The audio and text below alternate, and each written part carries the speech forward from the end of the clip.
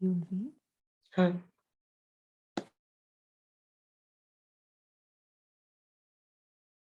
The two negations, the materialistic denial,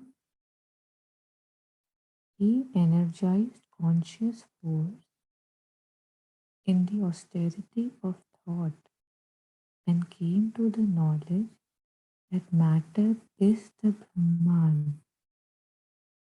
For from matter all existences are born, born by matter. They increase and enter into matter in their passing hence. Then he went to Varuna, his father, and said, Lord, teach me of Brahman. But he said to him, energize again the conscious energy in thee, for the energy is Brahman. That Taittiriya Upanishad.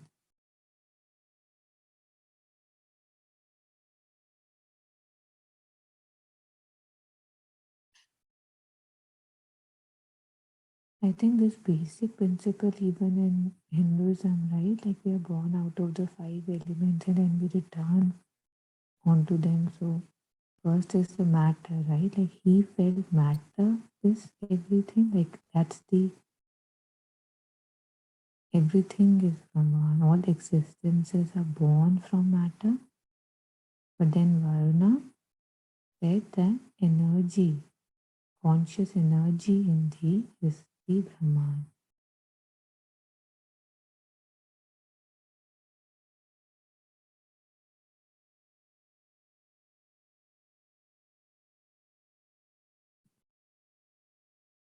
I by chance had this Upanishads wali book with me, so I thought maybe we can just look this up shortly. 1 minute.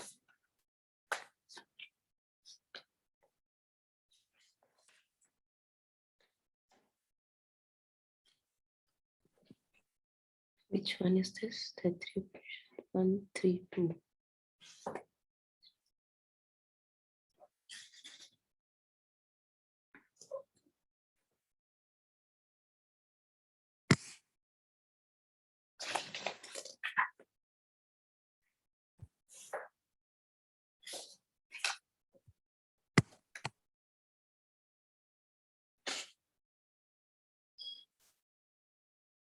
You remember? I don't know. Dr. Reddy थे शायद who had shared this Om Bhur Bhuva Swaha का interpretation उन्होंने share किया था workshop में. भूर क्या होता है, भुवक क्या होता है? No? मेरी मेमोरी में नहीं है. Okay. So इसमें वो भी है तैत्तिरीय उपनिषद में just came out here.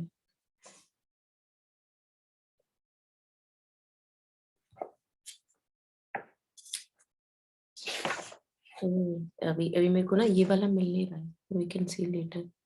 Be nice to look it up. For a particular one, this I can't find.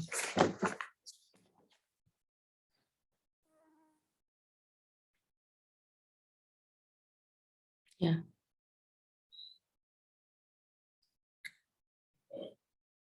आगे चले? हाँ, जो ऊपर मैंने एक और इंटरेस्टिंग है कि he energized conscious force in the austerity of thought, because somehow thought overrules. And plus he energized conscious force, and in the end also it says he was told to energize again the same conscious energy. So yeah. I think वही बात हो गई जो it seems like again that consciousness is a force, but if I don't know myself as consciousness, then it's a force lying in slumber, for example, right? So one has to energize again to awaken to it, by awakening to it. Energize again the conscious energy in thee. The energy is Brahman. So it seems to me like this waking up thing that all the masters keep on saying, wake up, wake up, wake up to your true self. Seems like that energizes, when we knowingly take the stance of consciousness. Unknowingly it is there, we are all divine, but yeah, that's what it नहीं, आज आपकी आवाज थोड़ी वो है, may be not very clear, थोड़ा जैसे बास ज्यादा है, बेस होता है ना। Is this better? ये बेटर था, हाँ थोड़ा। yeah. The affirmation of a divine life upon earth and an immortal sense in mortal existence can have no base unless we recognize not only eternal spirit as the inhabitant of this bodily mansion, the wearer of this mutable robe, but accept matter of which it is made as a fit and noble material out of which he weaves constantly his garbs, builds currently the unending series of his mansion.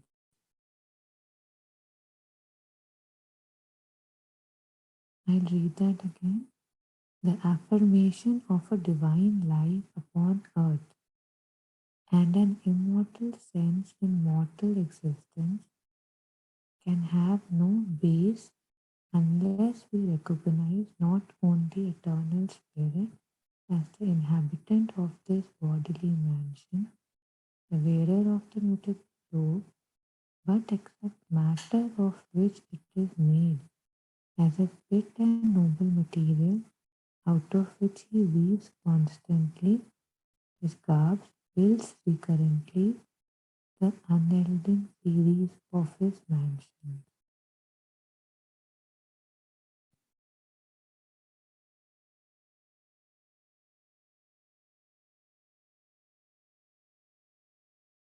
Is it saying that it needs to believe that he is just matter? Like not just that he's matter and he needs to build on that. That's what I don't know. So I think ये है ना, ये वाला in immortal existence can have no base. And so if we, so what I understand is that if we talk about a life divine on earth and an immortal sense in mortal existence, तो वो तभी possible है when the premise already is that the Brahman is matter also. Because if matter is something which is non-divine or non-spiritual, then life divine is not possible, because what, as Sri Aurobindo says, whatever has involuted can only evolute out. So whatever has hidden itself out in the matter, only that will evolve.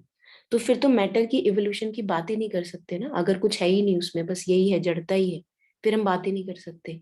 So what I see here is that affirmation of a divine life upon earth and an immortal sense in mortal existence. So as if keep matter में some jaan is there, some consciousness is there, can have no base unless we recognize not only eternal spirit as the inhabitant of this bodily mansion, but accept matter of which it is made, because the mutable spirit at the moment is wearing matter.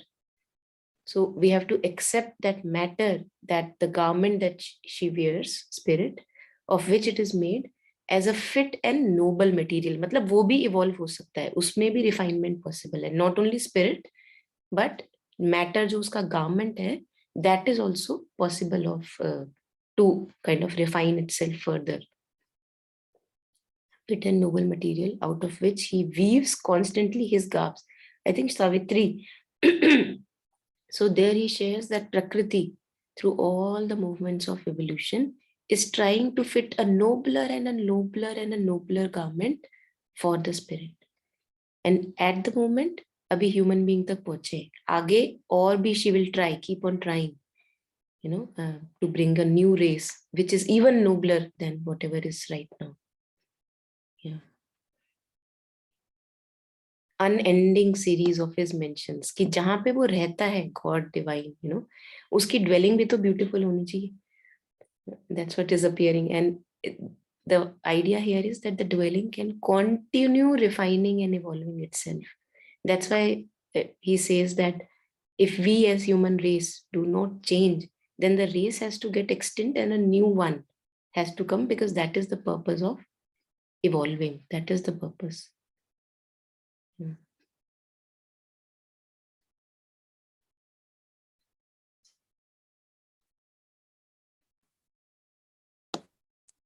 Now move ahead. Nor is this even enough to guard us against the recoil from life in the body, unless with the Upanishads, perceiving behind their appearances the identity in essence of these two extreme terms of existence, we are able to see in the very language of those ancient writings. Matter also is Brahman, and to give its full value to the vigorous figure by which the physical universe is described as the external body of the divine being.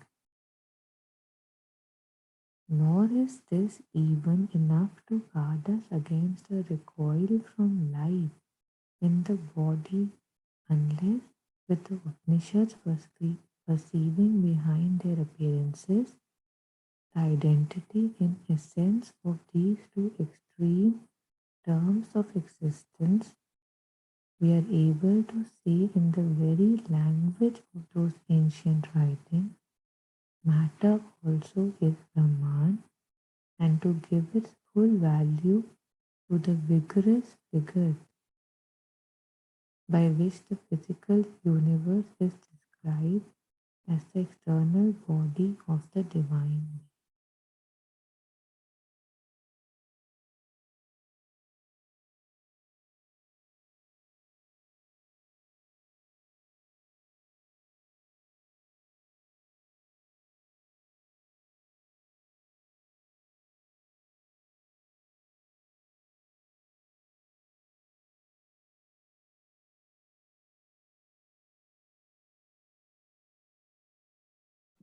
There was something also by, I think, Kabir, on which Prashant sir has commented, something like Prabhu and Prabhuta, that they are not different. Whatever is Prabhuta, which is the creation, is also the Prabhu. So clay is not different from the vessel, for example, that is created out of the clay. And the substance is divine. The substance of creation itself is divine. It's not that the divine was sitting elsewhere, he has created matter and the matter is blind and ignorant, and now he doesn't bother about that. So it's not a disconnection.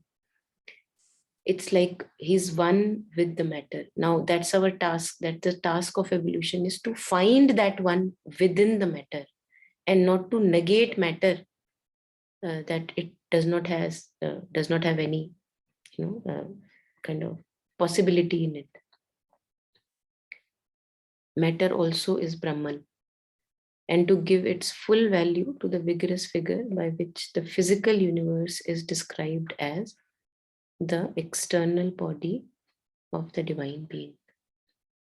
So agar divine being hai, even if we kind of play around with words, and if a divine being is there and he is wearing clothes, it's pretty expected that his clothes are also going to have the divinity. He would not wear clothes which are non-divine in nature, for example. Yeah.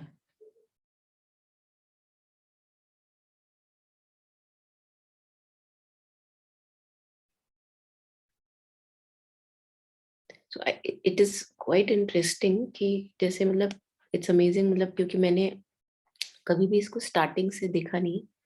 I always used to kind of flip pages in between. So he's starting with saying matter is also Brahman. I think वही जो बात करते हैं ना, जैसे how Sri Aurobindo has given a kind of a wide and a different view from the, for example, Shankaracharya, who said that yes, we have to progress towards the soul, but leaving the matter aside. He is saying matter is also Brahman. तो उसमें क्या होता है, वो negation की quality खत्म हो जाती है, that then I have to find the divine in the matter, find the light in the matter that I am. In my thoughts, in my feelings, I have to find divine. I think काफी challenging, or it also is quite near. Then we feel that we don't have to run away to anything. Yeah.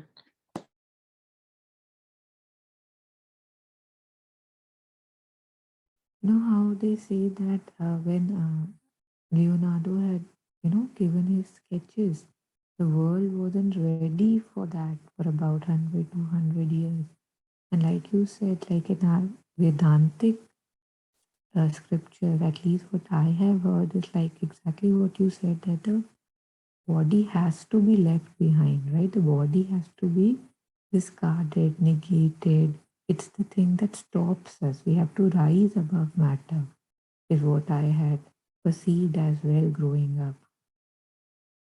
But here it's like the last line, the physical universe is described as the external body of the divine being.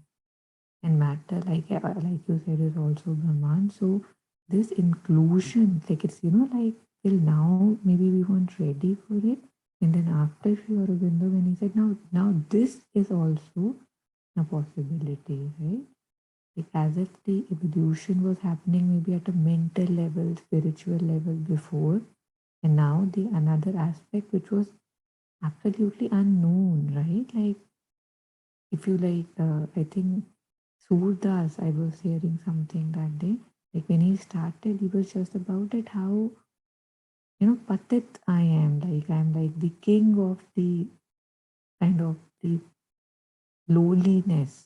So that is somehow incorporated in our ancient thing, and he was corrected. I mean, he was told not to say that, but yet, yeah. So this inclusion is very clear that now. And also, I believe that in saying how patit I am, or again and again kind of demeaning ourselves, I think it indirectly we defend a part of being which we will not be letting it evolve, which will be hiding in covers.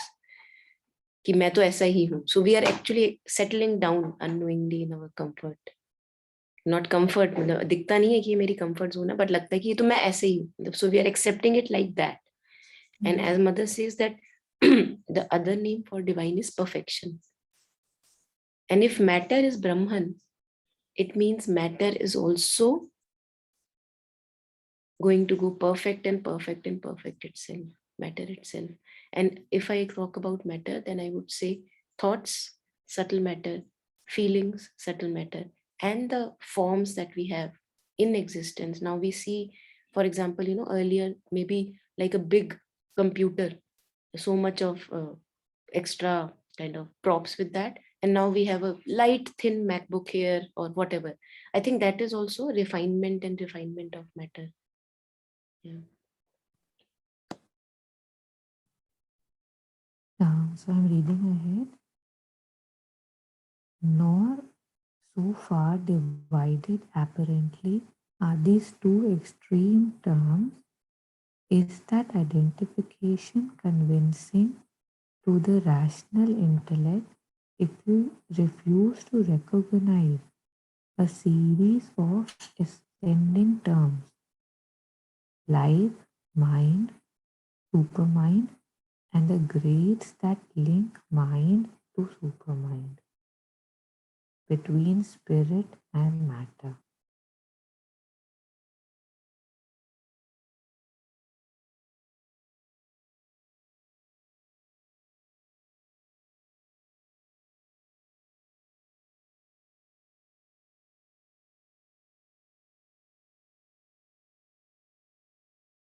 So basically, this would not be possible if we do not recognize these ascending things, right? If we just limit, okay, this is what I can see and this is what I am.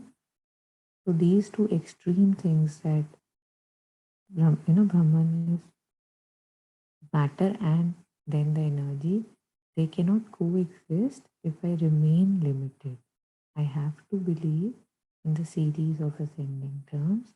life, mind, supermind, and the grades that link mind to supermind between spirit and matter. Yeah, beautiful. I think it's really amazing to see जो God Speaks में था और जो यहाँ पे बार बार आता है, you know, this series of kind of the gradations from stone to metal to plant and आगे going on. And here we see that that's why vitality came first, you know, vital emotion, the emotional part or the feeling part, that came first. And after that, mind came. So that's why mother would say flowers or plants are full of feelings, you know, they have,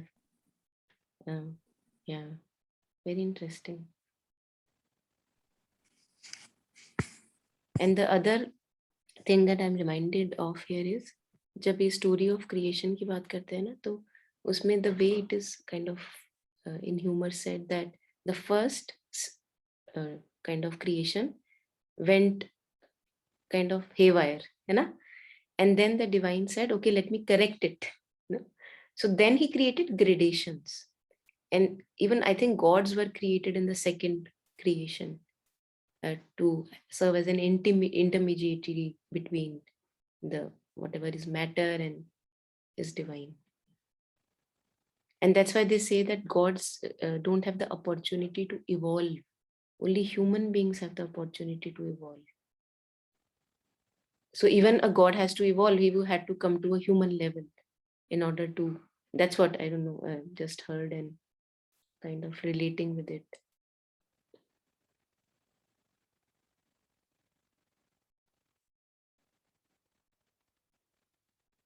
So mind, supermind, I think ये वाले grades तो जैसे बात करते हैं ना, mind, intuitive mind, higher mind, illumined mind, and overmind, and then the supermind.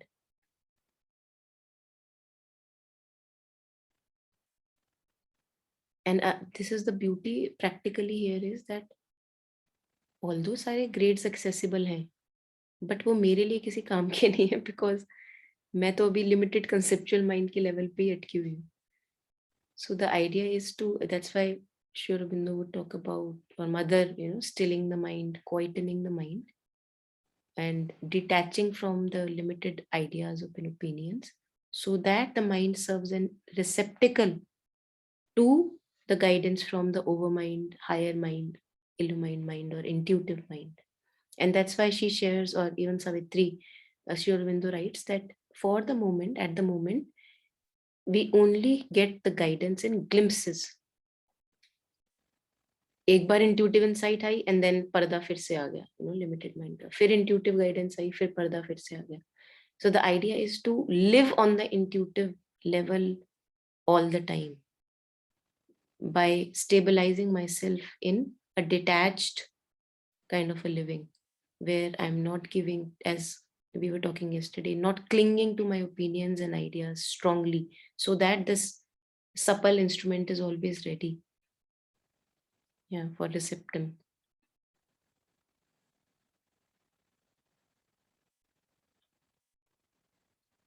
And the more illumined my mind becomes, since the mind is connected to the body, the more illumination can also dawn in thoughts, feelings, and how I perceive, sense perceive. You know, so the same thoughts that were there earlier, now there, as mother says, they would be directed towards more and more light.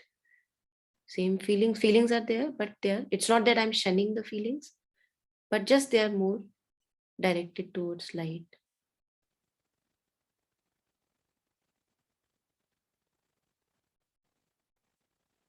And if this does not happen, if we refuse this gradation, otherwise the two must appear as irreconcilable opponents. I think ये उसी की बात हो गई जो कल भी बात हो रही थी ना, we were talking of this gulf between spiritual way and irreconcilable opponents bound together in an unhappy wedlock. And their divorce the one reasonable solution. Interesting.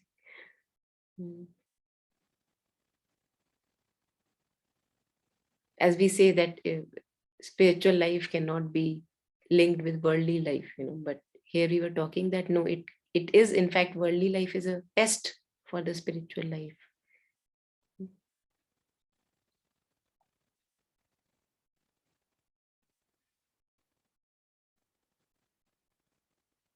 To identify them, to represent each in terms of the other, becomes an artificial creation of thought, opposed to the logic of facts and possible only by an irrational mysticism.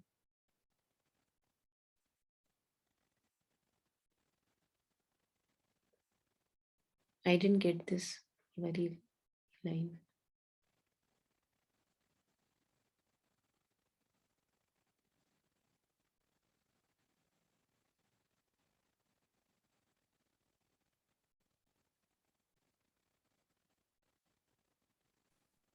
But I thought the last line, to identify them, to represent each in the terms of the other. Like, you know how it's like, even if you look at the title of this, the two negations, the materialistic denial. It's like this denying of each other. Like, if I think I am matter, like if I look at my life, there are certain people who identify just as body, right? And while they could be, I mean, less, but otherwise, they are like who deny the body. So, okay, the body has craving, but I will not crave. Kind of like as if looking down, exactly how you were saying from yesterday. So, to identify them, to represent each in terms of the other. Till now, they have been considered separate streams. So, like yesterday, it said that the first thing is to recognize that you are more, right? And then reconcile that with your everyday, right? Like that, you cannot let that go. You cannot just sit there that, yes, I am divine and look down. So, to identify them, to represent each in terms of the other, becomes an artificial creation of thought. Like how you can oppose to the logic of facts. Like it's a fact that can only be possible by irrational mysticism. Like logically or by thought, you will not be able to reach this conclusion. Like how they say that mind is limited because this is beyond the mind. So yeah, I don't know. समझ That's गई, हाँ झलक yeah, I thank you. got. हाँ, so I think he's trying, so he's saying that even if we use thought in order to kind of separate them, logically it would not be possible. Even logically it would not be possible to kind of create more and more of this gulf, and would be possible only by an irrational mysticism. So he's saying becomes an artificial creation of thought opposed to the logic of fact. So usually when we go by reason, we see that we can really make sense of things. So he's saying that अगर हम उनको इतना separate कर देंगे कि आपस में उनका कोई रिलेशन नहीं है, तो वो लॉजिकली भी वो ठीक नहीं लगता, है ना? और वो सिर्फ आप तभी प्रूव कर सकते हो, it is possible only by an irrational mysticism which is not rational. That's नहीं what. आप एक सेकेंड ये देखो, to represent each in terms of the other. Not, मुझे ये नहीं समझ आ रहा है कि अलग अलग नहीं है जब हम एक दूसरे की इनकी जब करते हैं, when we are trying to find a link between them, if we use thought and facts, that would be artificial, and it's only possible this relation through mysticism. It doesn't have to be rational. नहीं, I think मुझे लग रहा है he is actually say kind of negating in the sense that वो mysticism को भी irrational होना पड़ेगा अगर आप ये बताना चाह रहे हो that matter and spirit are in kind of separable and they cannot work together. So it would be only possible by irrational mysticism. And that's why he talk about reason, that reason should go as far as it can, because it has the power to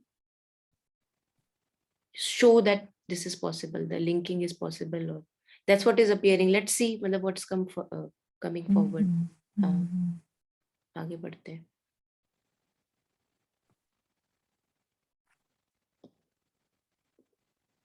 देखो आपको जहाँ wherever you want to stop, you can.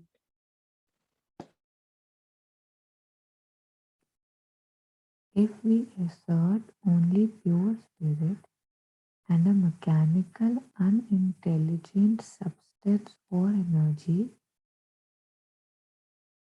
just read that again.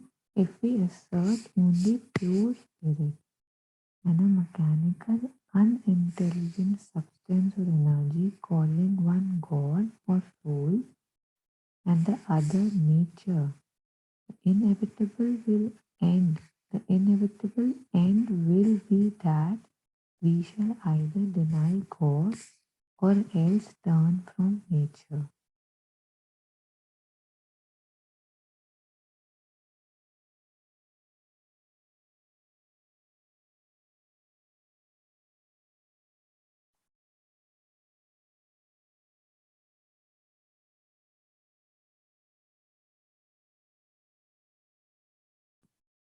Unlike other, like what we were reading in Savitri, usually nature is considered negative in the path of spirituality, na? Kind of like it's standing against me in the conventional line of thought. That it uses Maya, it uses yourself to stand against yourself. थोड़ा वैसा मुझे इसका वो आ रहा है कि unless we have like जो ऊपर बोला था this thing, we cannot accept both of them simultaneously helping us as we were reading in Savitri. Yeah. Yeah. And also here here it says the inevitable end will be that we shall either deny God or else turn. So अगर हम इतना separation रखें इन दोनों के बीच में, as if they are totally different from each other and spirit can never be one with matter, and if we kind of promote this kind of a view that spirit is spirit and matter is jad and mood and dirty and mela and whatever, and it can never really be as radiant as spirit. If we again and again stress upon this, then inevitably the end is that I will have to take a divorce, because you are you and I am, and we cannot live together because uh, our properties are different. That's what we are saying, our properties are different. Yeah.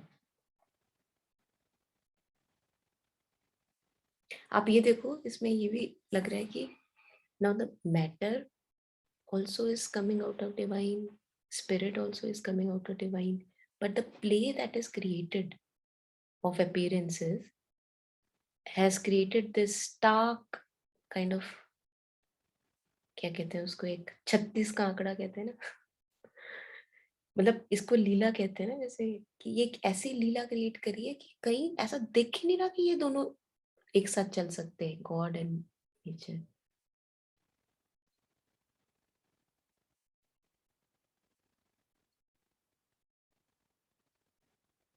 I think तभी जब Shri Aurobindo super mind की बात करते हैं या supramental realisation की बात करते हैं, he says that in super mind even opposites become one, because that is the source of all opposites.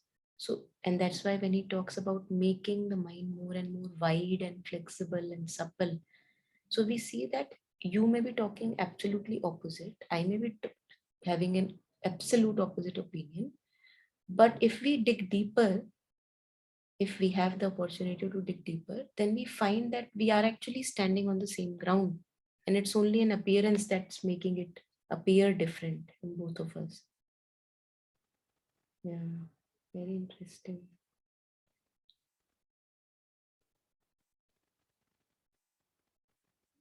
Mm. One more thing that usually when we start, it is thought that nature is God, right? Like, naturally this is coming to me, and I take it as the ultimate that I have no control over it. It feels as if first I have to, it's like I assume that nature is God, then I kind of reached a place where nature and God was separate, and nature is actually against my evolution. And then it's that thing that, oh no, they are actually helping each other for me to evolve. Like that somehow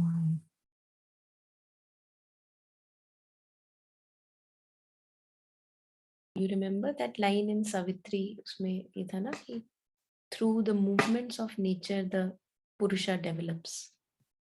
So yeah. I move ahead.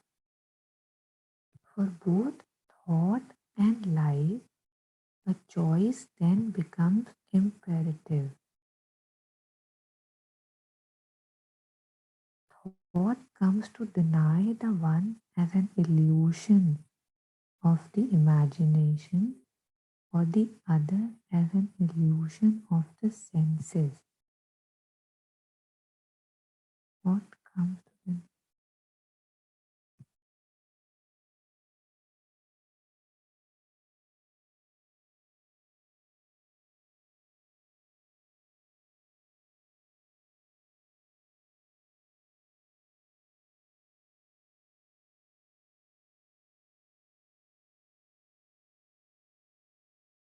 So he's saying we were talking about God and nature, na? Soul and nature. So if we talk about now, thought is there in existence. Huh? Thought is saying that koi brahm nahi hai, no divine is there. It's just my illusion of imagination. There is nothing. And I can deny nature also, saying that it's only my senses that make me perceive that matter is, but it's an illusion. It's just an illusion of senses that's making me perceive. So he's saying thought comes to deny the one, uh, referring to, I believe, God or soul, as an illusion of imagination because I cannot sense it, no perception is there, or the other as an illusion of senses. Ki the physical reality is just, I'm able to experience it just because my senses are such. There is no reality out there in nature or matter, but it's a matter of illusion of senses that make it appear as if matter is there. And yeah.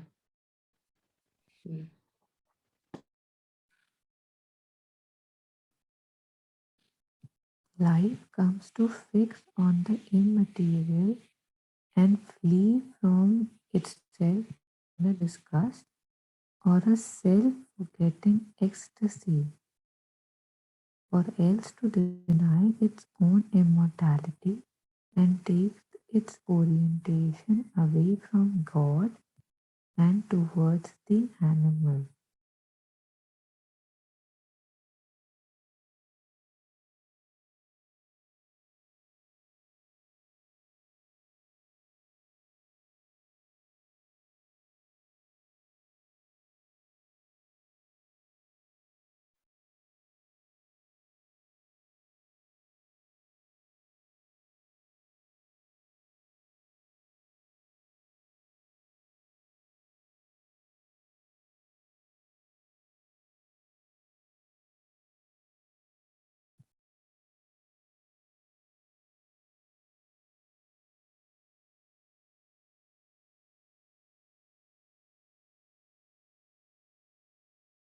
So life would also refer to energy, vitality, which is more intangible, also tangible, but intangible. So he's saying life comes to fix on the immaterial and flee from itself in a disgust or a self forgetting ecstasy, or else to deny its own immortality and take its orientation away from God and towards the animal. I think also he's seems like referring to these instincts. Now I have no proof from my for my instinct. कहते हैं ना कि मेरे को instinctively पता लग गया. Now there is no proof for it. So either I can take it towards animal completely, just like animals live in instincts and they are better off than us because they are at least tied to instincts. But we have kind of disconnected ourselves from the basic animal instincts also, hence more fear and more anxiety than animals. And we have also yet not reached the higher illumination, which is directly, which I'm taking the source is divine, basically, in the spirit. Or so na idhar ke na udhar ke. So it's quite a complicated one for me. I really, a little bit here and there I can have a glimpse what he's saying, but yeah, आपको कुछ आ रहा है तो बताओ. I think वो कल वाली reading से थोड़ा सा आ रहा है कि going either ways, right? Either I go toward material or immaterial, thinking either to be the truth. So there are some of us who would want, who have definitely towards the immaterial, and they flee from itself in disgust, right? Like a lot of times it's said that, you know how the body, like we were discussing, or the society or the samsara is to be shunned, right? So maybe flee from itself in disgust. Oh my God, I'm so bad. Oh my God, I'm such a sinner. You know, like kind of a thing that running away from itself when I realize that I'm not this material, or a self forgetting ecstasy. Again, those paradoxes, right? Either I could be in love with myself, you know, this body, or I could be looking at it with disgust, or a self forgetting ecstasy that I don't know, I'm just enjoying the maybe just the samsara and forgetting that who I am, or else to deny its own immortality and take its orientation away from God and towards the animal, that there is nothing else, right?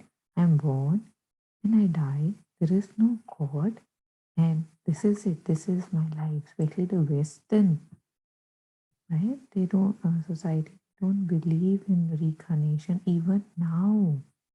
This is something that they kind of find weird, right? Like this. So yeah, Yeah, I and in think that I kind of, I think I defend my impulses, tendencies, and become them. I become them, and I keep on defending it also, because I'm also denying if the higher possibility, take its orientation away from God. हाँ, कि जैसे कहते हैं ना कि as you were sharing, that but यही possible है, इसके अलावा कोई change possible नहीं है.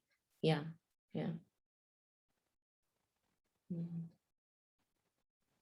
and it's really fascinating our assertiveness in saying or making these claims. Like मुझे पता है, right? ये चीजें आश्रम में ही अच्छी लगती हैं, right? Like, you know how strongly we believe these divisions and how the gulfs have to be maintained. Otherwise, we are told that samsara would not work, would not run, right? Like they cannot merge. Is something I've heard from people very assertively. That there is no if and but. And also in the name of being human, we kind of defend our jealousy, hate, that अरे हम इंसानी तो है ना, jealous कैसे ना हो, इंसानी तो है. Yeah. As if we are supposed to, right? Like that's part of the acceptance, I guess. Yeah.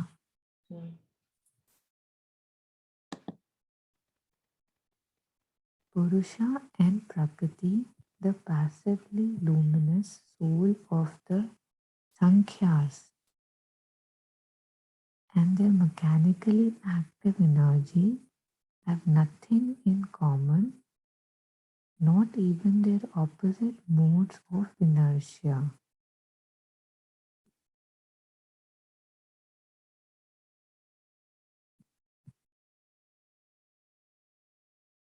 Should I finish the sentence?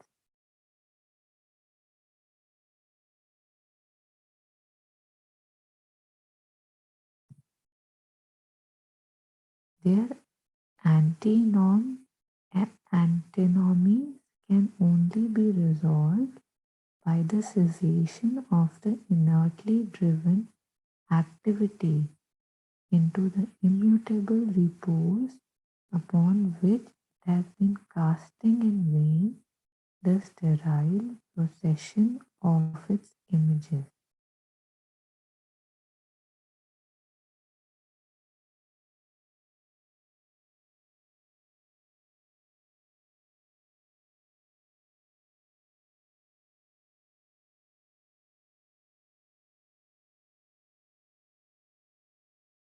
Yeah. So the Purusha, which is the passive Supreme Purusha in us, and their active energy, which is Prakriti, they have nothing in common. He starts with this. They have nothing in common. So the force does what it wants to, and the Purusha here, self-luminous, he has nothing to do with what Prakriti is doing, no connection whatsoever, not mechanically active energy, have nothing in common, not even their opposite modes of inertia.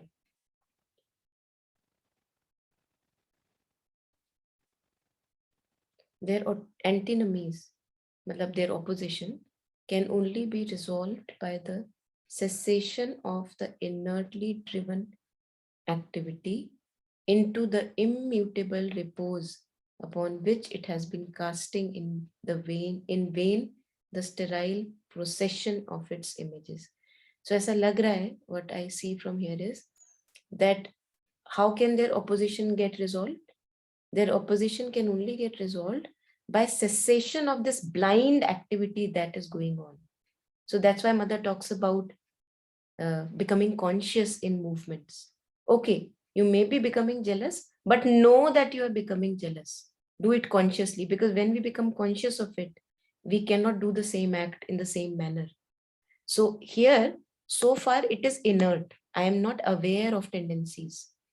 It's blind, inert movement, mechanical movement. Cessation, it has to be stopped. Cessation of inertly driven activity. Now how it has to rise? Into the immutable repose. So this repose of Purusha, for how we talk about when we stay with breath and when we stay as awareness, we are actually resting in that repose. I'm consciously resting as the Supreme Purusha, consciousness itself. Now, when I rest as this, and now the next moment my action arises, it has a greater chance of taking the divine radiance from, or the kind of a conscious knowledge from that repose in which I rested, so that my act is also now not blind and is driven by consciousness.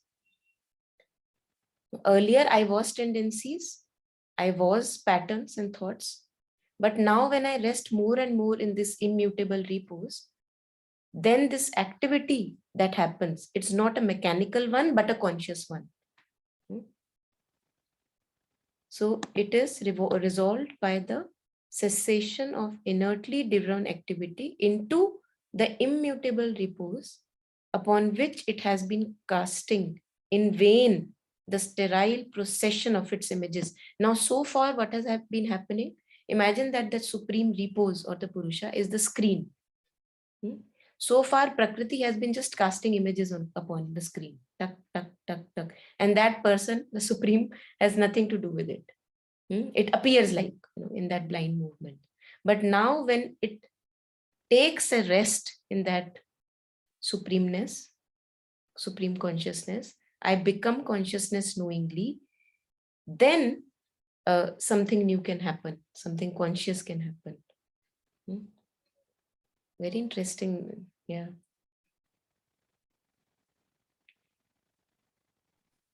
And I think how you often say this, that how we are just living in images, and right, like how everything that I'm actually living, it's just a procession of the images, right? Like, this is what I imagine, and I'm just taking it as true, and just so when it stops living in my stories and images, when there is light of consciousness on it, yeah, like just the last 3-4 things were about the images we keep seeing, right? Yeah, yeah.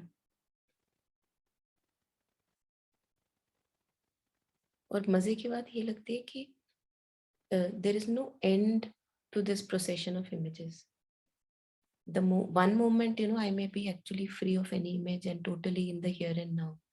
And in other moment, I can actually become really clingy and living by the image. And that's where we talk about, Mother talks about vigilance again and again. Vigilance, as long as you're alive, vigilance has to be there. because we never know when it happens. And personally, I see that it can continue for a long time, even if you had an experience of living without images, living totally here and now in the present.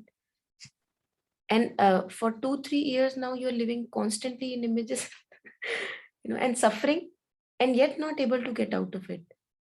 Hmm? Unless you decide that I don't want to suffer anymore. I think that decision has to come, that okay, I've suffered enough owing to clinging to images, living identified with my patterns and thoughts and feeling, and now I don't want to do this torture upon me anymore.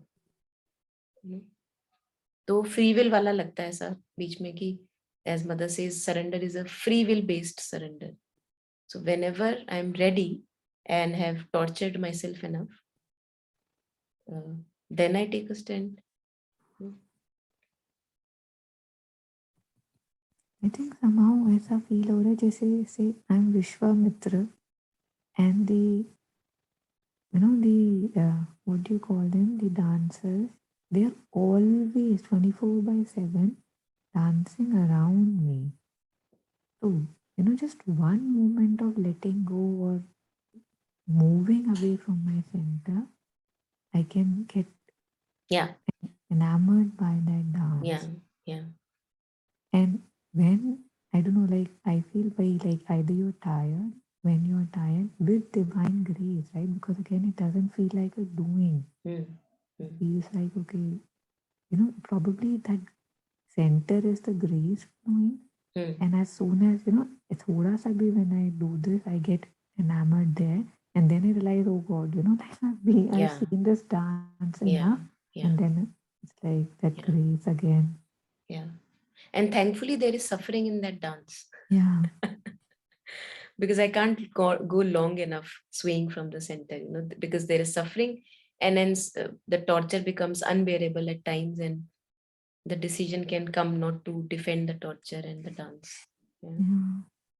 I don't remember what exactly, it was a very long time ago, but I'd read something about that how whatever that we experience through the senses, if left to it, if we were not suffering, it all leads to suffering. As in, like, maybe the body is not even capable, but still people want to, engage in physical acts and all, and it ends up being more suffering than pleasure.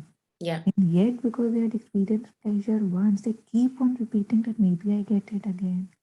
Like it was very full of sorrow, that whole thing, that how the Indri, if left to be their own king, can actually, go that route of overindulgences where, they were able to recognize that this is. And even there you have suffering. That's what you're sharing. Yeah. And yet, because I had received pleasure once, I feel that suffering would go, and I keep using it. It's abuse, yeah. Yeah, it's abuse, yeah, is the word, right? Sad, very sad, yeah.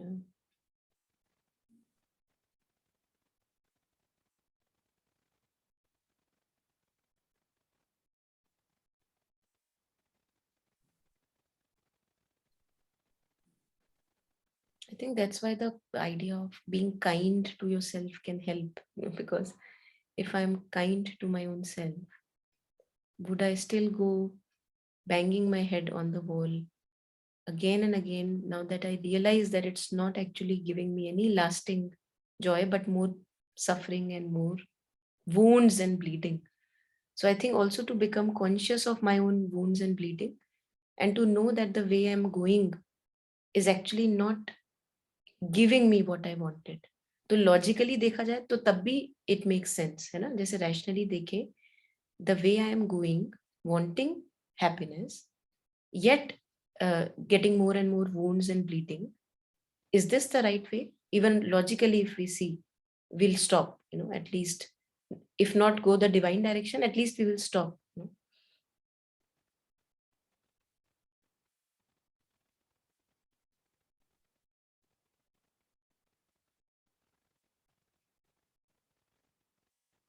Should I read the next one? हाँ ये इसको कर लो, तो ये खत्म करते हैं. Shankara's wordless, inactive self and his Maya of many names and forms are equally disparate and irreconcilable entities. Their rigid antagonism can terminate only by the dissolution of the multitudinous illusion into the sole truth of an eternal silence.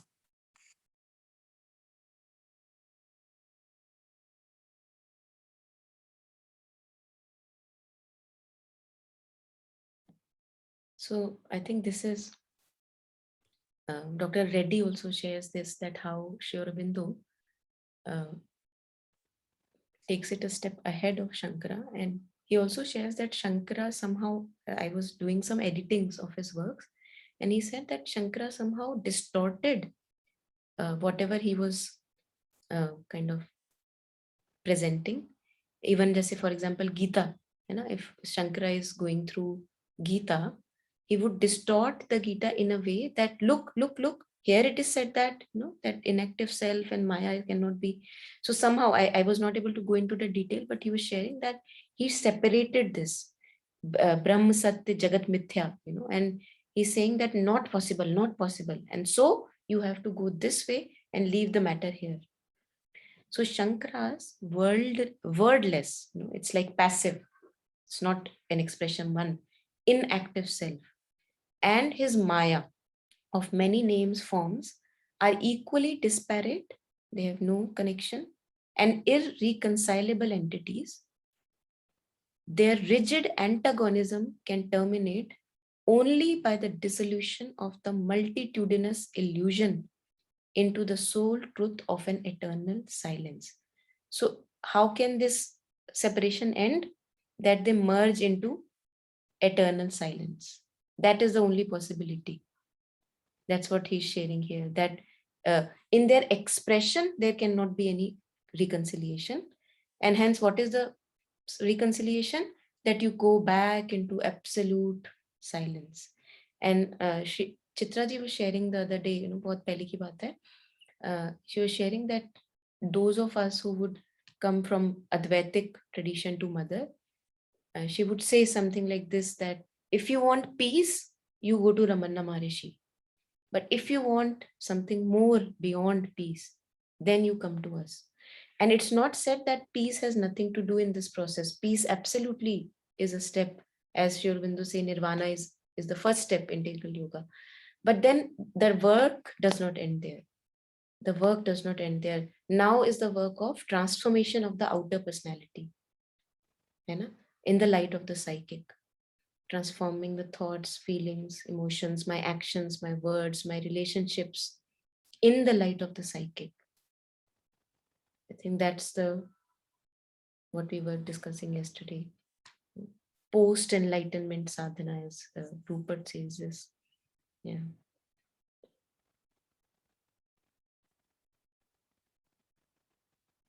So he says that it's the dissolution of multitudinous illusion. So this has been an illusion.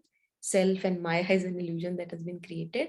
And what is the reconciliation? That to dissolve it back to the source in absolute silence. In expression, there cannot be any harmony, it appears, according to, yeah.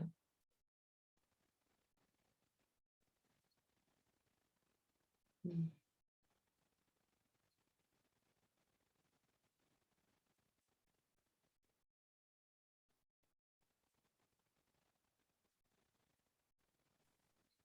I think a little bit connection, like how a few lines before, how it was like that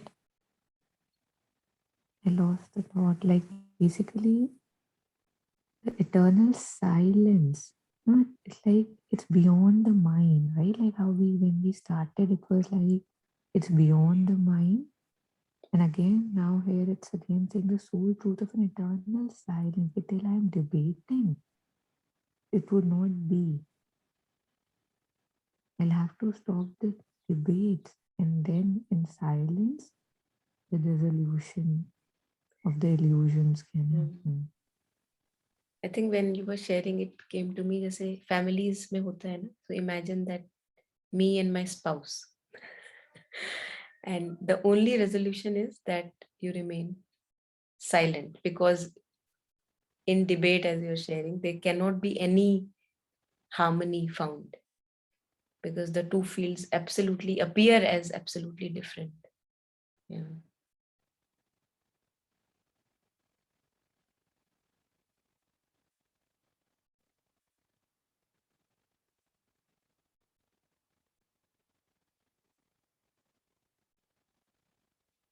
यहाँ पे एक चीज तो बार बार दिख रही है, in the whole process, that there is so much effort. Mother talks of effort, that effort has to be put. Kabir has talked about effort. Jatan bina mirga ne khet ujada. That if not for effort, these senses will destroy whatever you have. तो ये बात तो बार बार दिखती है, that effort, that, and it's not that we are not putting effort, we put effort, but at the places that we think will bring us gain.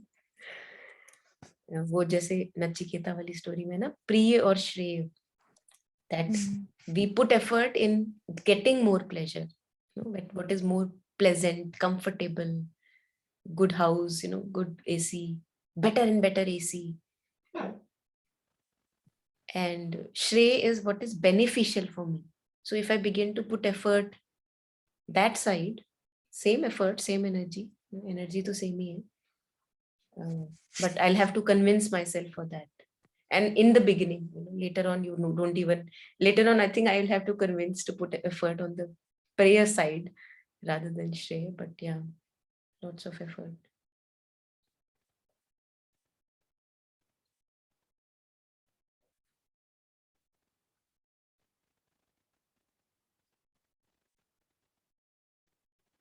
दूसरा मुझे दिखता है जैसे एफर्ट, मतलब मैं क्यों डालूं एफर्ट, मैं ठीक तो हूँ, why to put effort?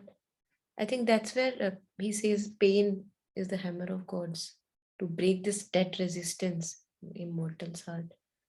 So if I'm living a comfortable life, I have no issues, why do I want to find God or turn everything to divine? No problem at all. So that's why mother would say that do not shake those people who are settled in their living materialistically or whatever, because it can make them even more shaky, disturb their balance, she says. And but if now in the regular material life I've stopped finding pleasure and even satisfaction, then I would be able to put effort at whatever place seems right. वही discontent की बात आ गई ना, कि discontent अगर नहीं है life में, बुल्ले शाह कहते हैं ना कि जिस तन बिरहा ना उपजे सो तन जान मसान. So he says in the one whose being yearning has not yet developed, it is as good as a dead existence, because the human being is here for self exceeding. और अभी yearning ही नहीं develop हुई, discontent ही नहीं develop हुआ, तो कैसे self exceeding possible है? And as Prashant sir also says, that parallelly पता होना चाहिए, कि yes, I am here in the कीचड़ right now, but this is not my highest possibility. So parallelly aware of both the ground and the higher possibility. I think यहाँ पे थोड़ा सा ये ट्रिकी हो जाता है कि कीचड़ दिखता है बहुत क्लियरली, है ना, माइंड को इतना यूज़ करने की आदत है. Like, I say I'm the body, I say I'm the mind. I can see the creature, I can feel the pain, I can feel the pleasures. But for here, when I have to sit in silence, somehow the living is such that that has become alien. So that is why it's so much easier to believe in the creature than in my silence. Mind, because it's so loud, the creature, right? It's so pulling me in all directions that has to be, that's why I think the grace, faith, are the ground that one needs to stand on, because otherwise so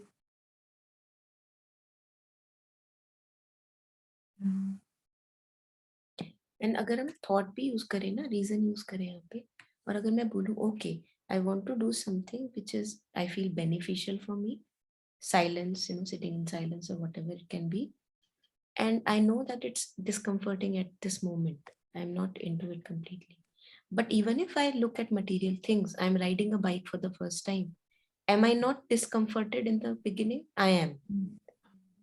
So as he says that reason also can go very far, so with reason also I can reason with myself, okay, this discomfort is auspicious discomfort and let me go through it. Mm.